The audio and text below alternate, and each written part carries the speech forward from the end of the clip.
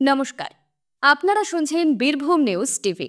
আজ জানাবো পশ্চিমবঙ্গ, দেশ এবং বিদেশের সমস্ত তাজা খবর। নতুন দর্শকরা অবশ্যই সাবস্ক্রাইব করুন। প্রতিদিনের গুরুত্বপূর্ণ সংবাদ নিয়ে আমরা আছি আপনার পাশে। এবার শুরু করা যাক আজকের সংবাদ শিরোনাম।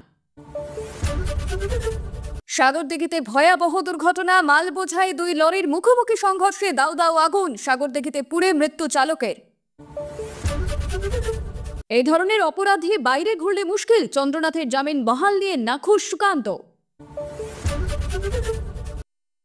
পয়া নেতাদের পশ্চিমবঙ্গে ভোটের দায়িত্ব দিল বিজেপি, নবরাত্রির মধ্যেই নাম ঘোষণা। পঞ্চমীতে বাড়বে বৃষ্টি, অষ্টমীতে আরও একটি ঘূর্ণাবর্ত, জ্বলেই যাবে পুজো। তৃতীয়াতে ভয়াবহ অগ্নিকাণ্ড, কলকাতায় আনোয়ার শাহ রোডে দাউ দাউ করে জ্বলছে বিধ্বংসী আগুন। তোলাবাজিতে যারা হাত পাকিয়েছে, সোশ্যাল মিডিয়ায় তাদের সতর্ক করলেন টিএমসি নেতা। আড্ডার থেকে বাদকর্ম নিয়ে বিবাদ, বিস্তৃত দাদার মারে মৃত্যু নাবালক ভাইয়ের, উত্তেজনা এলাকায়। কলকাতায় বিদ্যুৎস্পৃষ্ট হয়ে মৃত্যুর ঘটনায় রাজ্য সিএসসির কাছে রিপোর্ট তলব হাইকোর্টের। ভোট চুরি রুখতে পোস্টাল ব্যালট গণনার নিয়মে বদল নির্বাচন কমিশনের। আপনাদের কাছে একটা অনুরোধ রইল, আমরা প্রতিদিন চেষ্টা করি আপনাদের জন্য সঠিক, সংক্ষিপ্ত এবং নিরপেক্ষ খবর পৌঁছে দিতে। আমাদের এই ছোট্ট চেষ্টাকে যদি আপনার ভালো লাগে তাহলে দয়া করে একটা লাইক দিয়ে পাশে থাকার বার্তা দিন। আপনার একটা লাইকই আমাদের আগামী দিনের অনুপ্রেরণা। এবার এক এক করে দেখে নেব বিস্তারিত খবর। মুর্শিদাবাদে ভয়াবহ দুর্ঘটনা, 12 নম্বর জাতীয় সড়কে দুটি লরির মুখোমুখি সংঘর্ষ, লাগলো আগুন, অগ্নিদগ্ধ হয়ে মৃত্যু এক লরি চালকের। বৃহস্পতিবার সকালে ঘটনাটি ঘটেছে মুর্শিদাবাদের সাগরদিঘিতে। পুলিশ সূত্রে জানা গিয়েছে, সাগরদিঘির শেখদিঘি বাসস্ট্যান্ড সংলগ্ন পেট্রোল পাম্পের পার্শ্ববর্তী এলাকায় একটি চা বোঝাই গাড়ি এবং বালি ভর্তি লরির মুখোমুখি সংঘর্ষ বাধে। তারপরে চা বোঝাই গাড়িটিতে আগুন লেগে যায়। সে আগুন ছড়িয়ে যায় অন্য গাড়িটিতেও, সঙ্গে সঙ্গে তা ভয়াবহ আকার ধারণ করে।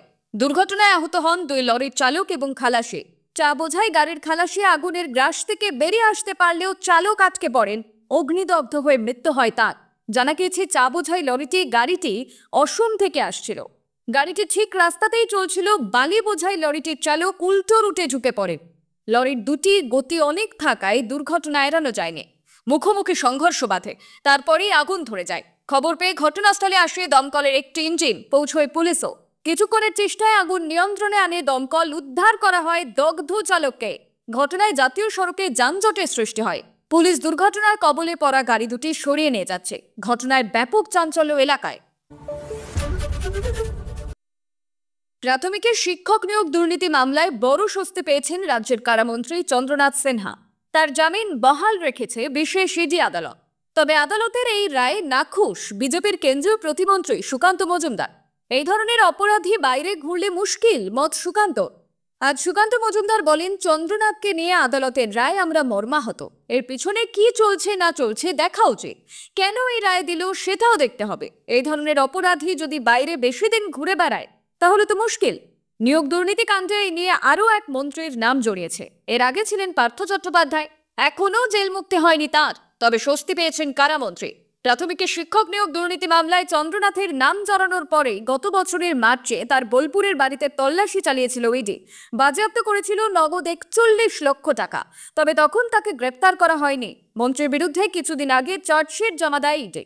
তারপরেই গত 6 সেপ্টেম্বর বিশেষ ইডি আদালতে আত্মসমর্পণ করেন চন্দ্রনাথ। সেই সময় 7 দিনের হেফাজতে চেয়েছিল ইডি, কিন্তু জামিন পান চন্দ্রনাথ। পরে তার জামিনের মেয়াদ ফের বাড়ানো হয়। তবে চন্দ্রনাথের এই জামিনে খুশি নন সুকান্ত। যদিও জামিন বহাল থাকার পর চন্দ্রনাথ বলেছিলেন, আদালতের উপর আমার আস্থা রয়েছে, ভবিষ্যতেও থাকবে। জ্ঞানত কোনো অন্যায় করিনি, বিচার ব্যবস্থা সঠিক সিদ্ধান্ত নিয়েছে। এদিকে নবরাত্রির মধ্যেই রাজ্যে ভোট পরিচালনায় দলকে নেতৃত্ব দেওয়ার দায়িত্ব তুলে দিল বিজেপি। বৃহস্পতিবার দলীয় সভাপতি জেপি নাড্ডা কেন্দ্রীয় মন্ত্রী ভূপেন্দ্র যাদবের কাঁধে পশ্চিমবঙ্গে ভোট করানোর দায়িত্ব দেন। আগামী বছর 2026 সালে রাজ্যে বিধানসভা ভোট। ইলেকশন ইনচার্জ ভূপেন্দ্র যাদবকে এই কাজে সাহায্য করবেন ত্রিপুরার প্রাক্তন মুখ্যমন্ত্রী বাঙালি নেতা বিপ্লব দেব। এদিন একই সঙ্গে বিহার এবং তামিলনাড়ুতেও বিধানসভা ভোটের কেন্দ্রীয় নেতাদের দায়িত্ব তুলে দেওয়া হয়। বিহারের দায়িত্ব দেওয়া হয়েছে কেন্দ্রীয় মন্ত্রী ধর্মেন্দ্র প্রধানকে। আসন্ন নভেম্বরে গুরুত্বপূর্ণ এই রাজ্যের ভোট হবে বিজেপির কাছে একটা অ্যাসিড টেস্ট। ধর্মেন্দ্রকে সাহায্য করবেন অপর কেন্দ্রীয় মন্ত্রী সিআই পাটিল এবং উত্তরপ্রদেশের প্রাক্তন উপমুখ্যমন্ত্রী কেশব প্রসাদ মৌর্য। তামিলনাড়ুতে দায়িত্বে থাকবেন বিজয়ন্ত পান্ডা। তার সহকারী হিসেবে থাকবেন কেন্দ্রীয় অসামরিক বিমান চলাচল মন্ত্রকের রাষ্ট্রমন্ত্রী মুরলীধর মোহল। উল্লেখ্য, প্রধান এবং যাদবের পকেটে বেশ কয়েকটি রাজ্যে দলকে জেতানোর কৃতিত্বের মেডেল রয়েছে। 2024 সালে ভূপেন্দ্র যাদব মহারাষ্ট্রে বিজেপির প্রচারের নেতৃত্ব দিয়েছিলেন। হরিয়ানায় ধর্মেন্দ্র প্রধান ও বিপ্লব দেব মিলে ভোটের দায়িত্ব সামলেছিলেন। যাদব এবং প্রধান দুজনেই প্রচার এবং বক্তৃতার আমূল বিষয় বদল করে নতুন ধাঁচে ফেলেছিলেন দলীয় কর্মীদের। যাদবের আগেও বিহার, মধ্যপ্রদেশ এবং ওড়িশায় ভোটের দেখভাল করেছেন। অন্যদিকে প্রধান উত্তরপ্রদেশ এবং কর্ণাটকের দায়িত্ব সামলেছেন এবং পান্ডা 2024 সালে দিল্লি ভোটে বিজেপির প্রচার নেতৃত্ব দিয়েছেন। বৃহস্পতিবার মধ্য বঙ্গোপসাগরে ঘূর্ণাবর্তটি নিম্নচাপে পরিণত হবে। এর প্রভাবে শনিবার পঞ্চমীতে বাড়বে বৃষ্টি। আগামী 5 থেকে 7 দিন বিক্ষিপ্তভাবে বজ্রবিদ্যুৎ সহ বৃষ্টির সম্ভাবনা দক্ষিণবঙ্গে। আজ 9 থেকে 10 জেলায় বজ্রবিদ্যুৎ সহ বৃষ্টির পূর্বাভাস আলিপুর আবহাওয়া দফতরের। এদিকে অষ্টমীতে আরও একটি ঘূর্ণাবর্ত ঘনাচ্ছে বঙ্গোপসাগরে, তার জেরে ভাসতে পারে বাংলা। বৃহস্পতিবার কলকাতা, হাওড়া, হুগলি, উত্তর এবং দক্ষিণ 24 পরগনা, পূর্ব এবং পশ্চিম মেদিনীপুর, ঝাড়গ্রাম এবং বাঁকুড়াতে বজ্রবিদ্যুৎ সহ হালকা থেকে মাঝারি বৃষ্টির সম্ভাবনা। শনিবার পঞ্চমীর দিন ভারী বৃষ্টির সম্ভাবনা দক্ষিণ 24 পরগনা, পূর্ব এবং পশ্চিম মেদিনীপুর এবং ঝাড়গ্রামে। তাহলে প্রশ্ন উঠছে, তাহলে কি নবমীর রাত থেকে বৃষ্টিতে ভাসবে বাংলা? তা নির্ভর করবে ঘূর্ণাবর্তের গতি প্রকৃতির উপর। কেমন থাকবে কলকাতার আকাশ? হাওয়া অফিস জানিয়েছে, বৃহস্পতিবার সকালে আকাশ পরিষ্কারই থাকবে। বেলা বাড়লে মেঘলা হওয়ার সম্ভাবনা, স্থানীয়ভাবে বৃষ্টির সম্ভাবনা থাকবে। বজ্রবিদ্যুৎ সহ হালকা থেকে মাঝারি বৃষ্টি হতে পারে। শুক্রবার থেকে আবহাওয়ার পরিবর্তন। শনিবার দিনভর মেঘলা আকাশ থাকবে। কয়েক পশলা বৃষ্টি হবে, বিক্ষিপ্তভাবে বজ্রবিদ্যুৎ সহ হালকা থেকে মাঝারি বৃষ্টির সম্ভাবনা। তবে খুশির খবর, আপাতত ভারী বৃষ্টির সম্ভাবনা কম। উত্তরবঙ্গে আপাতত বৃষ্টির সম্ভাবনা কমবে। স্থানীয়ভাবে 2-1 জায়গায় কখনো বজ্রবিদ্যুৎ সহ হালকা বৃষ্টির সম্ভাবনা থাকবে। বিক্ষিপ্তভাবে হালকা মাঝারি দার্জিলিং, কালিম্পং, আলিপুরদুয়ারে বৃষ্টির সম্ভাবনা বেশি। 27শে সেপ্টেম্বর শনিবার বৃষ্টির সম্ভাবনা বাড়বে উত্তরবঙ্গের সব জেলাতে। আপাতত ভারী বৃষ্টির কোনো সম্ভাবনা নেই। চতুর্থীর সকালে শহরে ফের অগ্নিকাণ্ডের ঘটনা। প্রিন্স আনোয়ার শাহের একটি গেস্ট হাউসের শীর্ষতলে আগুন লাগে। ঘটনাস্থলে ছুটে গিয়েছে দমকলের 5টি ইঞ্জিন। যুদ্ধকালীন তৎপরতায় আগুন নিয়ন্ত্রণে আনার চেষ্টা করছেন দমকল কর্মীরা, কিন্তু কিভাবে এই আগুন তা এখনো স্পষ্ট নয়। দ্রুত ওই গেস্ট হাউস থেকে সমস্ত আবাসিক এবং কর্মীদের বের করে আনা হয়। তীব্র আতঙ্ক ছড়িয়ে পড়ে। অগ্নিকাণ্ডের জেরে গোটা এলাকা ঘিরে রাখা হয়েছে। শহরের অন্যতম গুরুত্বপূর্ণ রাস্তা প্রিন্স আনোয়ার শাহ। ঘটনার পরেই পুলিশের তরফে যান চলাচল নিয়ন্ত্রণ করা হচ্ছে। জানা যায়, এদিন 1টা নাগাদ ওই গেস্ট হাউসের 4 তলায় প্রথম আগুন দেখা যায়। দমকল সূত্রে খবর, সেখানে অস্থায়ী কাঠামো নির্মাণ করে রান্নাঘর তৈরি করা হয়েছিল। প্রথমে সেখানেই আগুন লাগে বলে প্রাথমিক অনুমান। কিছুক্ষণের মধ্যে তা গোটা এলাকায় ছড়িয়ে পড়ে। একেবারে দাউ দাউ করে জ্বলতে থাকে আগুন। মুহূর্তে কালো ধোঁয়ায় ঢেকে যায় আকাশ। অন্যদিকে কিভাবে আগুন তা খতিয়ে দেখছে দমকল। তবে প্রচুর পরিমাণে দাহ্য পদার্থ মজুত রাখা হয়েছিল বলেই দাবি আধিকারিকদের। অন্যদিকে এক সংবাদ মাধ্যমের সাক্ষাৎকারে দমকল মন্ত্রী সুজিত বসু জানিয়েছেন, দমকল কাজ করছে, তবে গেস্ট হাউসের শীর্ষ তলাটি আইন মেনে করা হয়েছে কিনা তা খতিয়ে দেখা হবে এবং সেই মতো ব্যবস্থা নেওয়া হবে বলেও জানিয়েছেন মন্ত্রী। বছর ঘুরলে বিধানসভা নির্বাচন, তার আগেই সম্প্রতি জেলার সাংগঠনিক স্তরে বড়সড় রদবদল ঘটেছে। আর সেই রদবদল হতেই প্রকাশ্যে আসছে তৃণমূলের অন্তর্কলহ। আর নতুন দায়িত্ব পেতেই সামাজিক মাধ্যমে রীতিমতো হুঁশিয়ারি দিয়ে দলের একাংশকে তোলাবাজি নিয়ে সতর্ক করলেন বিষ্ণুপুর শহর যুব তৃণমূলের সভাপতি ঐশ্বর্য চক্রবর্তী। তবে তার এই হুঁশিয়ারি কাকে উদ্দেশ্য করে তা যদিও তিনি স্পষ্ট করেননি। তবে সামাজিক মাধ্যমে এই পোস্ট ছড়িয়ে পড়তেই তৈরি হয়েছে বিতর্ক। সম্প্রতি তৃণমূলের বিষ্ণুপুর সাংগঠনিক জেলায় ব্যাপক রদবদল হয়েছে। বহু ক্ষেত্রে পুরনো পদাধিকারীদের সরিয়ে বসানো হয়েছে নতুন মুখকে। জেলা এবং ব্লক স্তরের পাশাপাশি বিষ্ণুপুর শহর সংগঠনেও রদবদল ঘটিয়েছে তৃণমূল। বিষ্ণুপুর শহরে যুব তৃণমূলের সভাপতি হিসাবে দায়িত্ব দেওয়া হয়েছে ঐশ্বর্য চক্রবর্তীকে। দায়িত্ব পেতে তিনি গতকাল নিজের ফেসবুকে লেখেন, তোলাবাজিতে যারা হাত পাকিয়েছ এবং যারা সহযোগিতা করে চলেছ তাদের জন্য শেষ সতর্কীকরণ। তোমাদের চুরিতে বিধায়ক ভাগ নেন না, তাই বিধায়ক তোমাদের কলঙ্কের ভাগও নেবে না। নবদায়িত্বপ্রাপ্ত তৃণমূল যুব সভাপতি কাদের উদ্দেশ্যে এমন সতর্কবার্তা দিলেন এ ব্যাপারে তিনি স্পষ্ট করেননি। শুধুই বলছেন বাজারে দলীয় পতাকা কিনতে পাওয়া যায়, কেউ সেই পতাকা নিয়ে অন্যায় করে থাকলে দল তাদের বিরুদ্ধে কড়া অবস্থান নেবে। বিষ্ণুপুর শহর যুব তৃণমূল কংগ্রেস সভাপতি ঐশ্বর্য চক্রবর্তী বলেন, এটা দলের অভ্যন্তরের বিষয়। কাদের বলেছি তারা বুঝে গিয়েছে। কোনো দু একজনের জন্য দল কলুষিত হবে, আমাদের সুপ্রিমো মমতা বন্দ্যোপাধ্যায় এবং অভিষেক বন্দ্যোপাধ্যায়কে কালিমালিপ্ত করা হবে, এটা হতে পারে না। বিজেপি অবশ্য কটাক্ষের এমন সুযোগকে হাতছাড়া করেননি।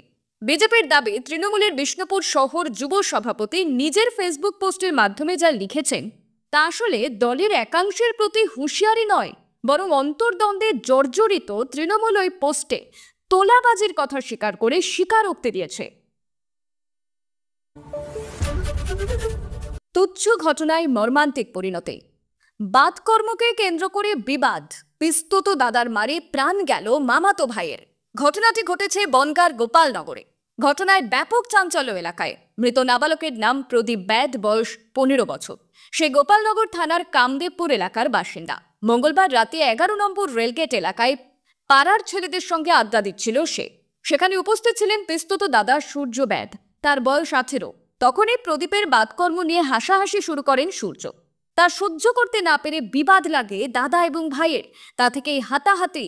অভিযোগ, সেই সময় সূর্য চড়াও হয় প্রদীপের উপর। অভিযোগ, মামাতো ভাই প্রদীপের বুকে জোরে জোরে ঘুষি মারতে থাকেন সূর্য। বুকের ব্যথা নিয়ে মাটিতে লুটিয়ে পড়ে প্রদীপ। ছুটে আসে অন্যান্য বন্ধুরা। তড়িঘড়ি প্রদীপকে উদ্ধার করে নিয়ে যাওয়া হয় বনগাঁ মহকুমা হাসপাতালে। তবে চিকিৎসকরা তাকে মৃত বলে ঘোষণা করেন। এই ঘটনার পর উত্তেজনা ছড়িয়ে পড়ে এলাকায়। অভিযুক্ত সূর্যের বাড়িতে চড়াও হন স্থানীয়রা। ঝামেলার খবর পেয়ে ঘটনাস্থলে পৌঁছয় পুলিশ। সূর্যের বিরুদ্ধে অভিযোগ দায়ের করেছে মৃত নাবালকের পরিবার। তদন্তে নেমে অভিযুক্ত তরুণকে গ্রেপ্তার করেছে গোপালনগর থানার পুলিশ। আজ বুধবার ধৃতকে বনগাঁ মহকুমা আদালতে পাঠিয়েছে পুলিশ। ঘটনার তদন্তে পুলিশ। সোমবার রাতের প্রবল বৃষ্টিতে মঙ্গলবার জলমগ্ন হয়ে পড়েছিল কলকাতা। সল্টলেক, উল্টোডাঙ্গা, গড়িয়া, বালিগঞ্জ সর্বত্র ছিল একই ছবি। জলমগ্ন কলকাতায় বিদ্যুৎস্পৃষ্ট হয়ে মৃত্যু হয়েছে 8 জনের। এছাড়া বিষ্ণুপুর এবং নরেন্দ্রপুরে আরও 2 তরুণের মৃত্যু হয়েছে। সরকারি সূত্রে খবর, দুর্যোগ মিলিয়ে 10 জনের মৃত্যু হয়েছে। কলকাতায় বিদ্যুৎস্পৃষ্ট হয়ে মৃত্যুর ঘটনায় সিএসের কাছে রিপোর্ট তলব করল কলকাতা হাইকোর্ট। বৃহস্পতিবার শতপ্রণোদিত মামলায় হাইকোর্টের ভারপ্রাপ্ত প্রধান বিচারপতি সৌমেন সেন এবং বিচারপতি অপূর্ব সিনহা রায়ের ডিভিশন বেঞ্চ জানিয়েছে, বিদ্যুৎস্পৃষ্টের ঘটনা নিয়ে বিদ্যুৎ সরবরাহকারী সংস্থাকে রিপোর্ট জমা দিতে হবে। কিভাবে একদিনে এতগুলো মানুষের প্রাণ গেল তা নিয়ে রাজ্য কলকাতা পুর নিগমের কাছেও রিপোর্ট তলব করেছে আদালত। নিকাশি ব্যবস্থা নিয়ে কি পদক্ষেপ করা হয়েছে সে বিষয়ে রিপোর্ট জমা দিতে হবে পুর নিগমকে। এর পাশাপাশি মৃতদের পরিবারকে ক্ষতিপূরণ দেওয়া নিয়ে অবস্থান জানাবে রাজ্য। 7ই নভেম্বর এই মামলার পরবর্তী শুনানি। বুধবার ভবানীপুরের একটি পুজোর উদ্বোধনে গিয়ে মমতা জানান, সিএসসি যদি মৃতদের পরিবারের চাকরির ব্যবস্থা না করে তাহলে পরিবারের একজনের কর্মসংস্থানের ব্যবস্থা করবে তার সরকার। রাজ্য সরকারের তরফে মৃতদের পরিবার পিছু 2 লক্ষ টাকা করে ক্ষতিপূরণ দেওয়া হবে বলে জানান মুখ্যমন্ত্রী মমতা বন্দ্যোপাধ্যায়। সামনে বিহারের বিধানসভা নির্বাচন। তার আগে ভোট চুরি নিয়ে সরব হয়েছেন বিরোধী দলনেতা রাহুল গান্ধী। একের পর এক আক্রমণে তিনি নির্বাচন কমিশনকে শাসক দলের সঙ্গে সরাসরি যোগসাজশের অভিযোগে কাঠগড়ায় তুলেছেন। এই ইস্যুতে রাহুলের পাশে দাঁড়িয়েছেন অভিষেক বন্দ্যোপাধ্যায়, তেজস্বী যাদব এবং আদিত্য ঠাকরে। এরই মধ্যে কমিশন ভোট গণনার নিয়মে নতুন নির্দেশিকা জারি করেছে। নির্দেশিকায় বলা হয়েছে, এবার থেকে পোস্টাল ব্যালট গণনা শেষ না হলে ইভিএম এর শেষ রাউন্ডের গণনা শুরু হবে না। সাধারণত সকাল 8টায় পোস্টাল ব্যালট গণনা শুরু হয় এবং আধ ঘন্টা পরে শুরু হয় ইভিএম গণনা। আগে 2 প্রক্রিয়ার মধ্যে সরাসরি সম্পর্ক ছিল না, ফলে অনেক সময় ইভিএম গণনা আগে শেষ হলেও সমস্যা হতো না। তবে এবার অভিন্নতা এবং স্বচ্ছতা বজায় রাখতে পোস্টাল ব্যালট আগে শেষ করতেই হবে বলে নির্দেশ দিয়েছে কমিশন। অন্যদিকে বিহারে উত্তেজনার পারদ ক্রমেই চড়ছে। রাজ্য জুড়ে যাত্রা শেষ করেছেন রাহুল গান্ধী, চলছে তেজস্বী যাদবের প্রচার। একাধিকবার সফর করেছেন প্রধানমন্ত্রী নরেন্দ্র মোদী। এদিকে কংগ্রেসের অভিযোগ, কমিশন ভোট চুরির অভিযোগ ধামাচাপা দিচ্ছে।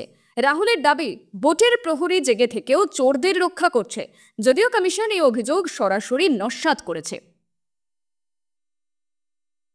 এই ছিল আজকের সবচেয়ে গুরুত্বপূর্ণ খবর ভালো লাগলে ভিডিওটি শেয়ার করুন এবং চ্যানেলটি সাবস্ক্রাইব করতে ভুলবেন না। আমি শিল্পা, আবার ফিরে আসবো আগামী পর্বে নতুন আপডেট নিয়ে। ধন্যবাদ। সুস্থ থাকুন, সাবধানে থাকুন।